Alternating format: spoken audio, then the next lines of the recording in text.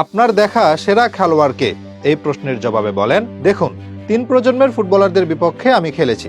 একজনকে কিভাবে বেছে নেই বলুন তো? Zinedine Zidane, Ronaldo Nazario, Lionel Messi, Cristiano Ronaldo, Iniesta, কত সেরা ফুটবলার রয়েছেন। তবে যদি একজনকেই বেছে নিতে হয় তবে সে নেইমার। খেলোয়াড় ও মানুষ হিসেবে সে যেমন, তার অন্তত 5টি ব্যালন ডি'অর জেতা উচিত ছিল। এই কথাগুলো কোনো সাধারণ ব্যক্তি বলেনি, বলেছেন ফুটবল ইতিহাসের অন্যতম সেরা গোলকিপার, তর্ক সাপেক্ষে সর্বকালের সেরা গোলকিপার জিয়ানলুইজি বুফন। এরকম একজন খেলোয়াড়, কিংবদন্তি গোলকিপার যখন নেইমারকে নিয়ে এত শক্ত মন্তব্য করেন, তখন বুঝে নিতেই হবে নেইমারের মাঝে সেই প্রতিভাই ছিল যা আলাদা করে নজর কেড়েছিল তার সাবেক পিএসজি সতীর্থের। শুধু ভাগ্য আর ইনজুরি নেইমারের সহায় হয়নি।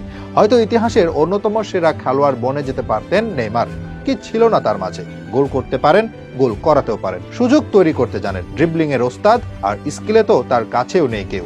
এত সবকিছুর পরেও ভাগ্য সহায় হয়নি নেইমারের। ইনজুরি আর কিছু ভুল সিদ্ধান্ত তাকে সেরা হওয়া হতে সরিয়ে দিয়েছে। 2021 সালের কোপা আমেরিকার ফাইনাল হেরেছিল ব্রাজিল। তবে সেই ফাইনালে নেইমার যে পারফর্ম করেছিল, সেটা ফাইনাল ম্যাচে পরাজিত দলের হয়ে করা পারফর্মারদের মাঝে সবার উপরের দিকেই থাকবে। সেদিন নেইমারকে নিয়ে হিমশিম খেতে হয়েছিল পুরো আর্জেন্টিনাকে। নেইমার সেদিন কতটা ভুগিয়েছিল সেটা এমির কথায় পরিষ্কার। তিনি বলেন, শেষ 25 মিনিট সে ছিল অপ্রতিরোধ্য। আমার মিডফিল্ডাররা চেষ্টা করেছিল তাকে আটকাতে, তবে পারেনি। আমার ডিফেন্ডাররা চেষ্টা করেছিল তাকে আটকাতে, তবে ব্যর্থ হয়েছিল।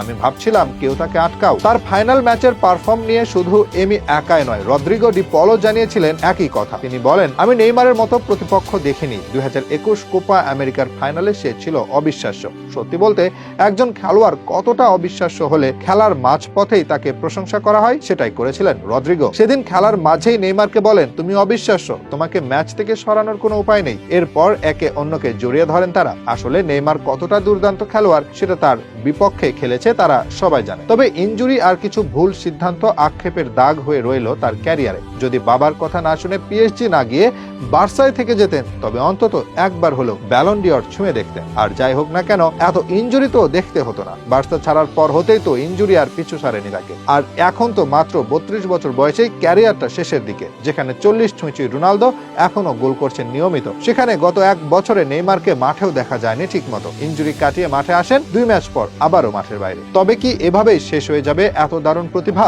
যদিও তার অপচয় তিনি নিজেই করে ফেলেছেন।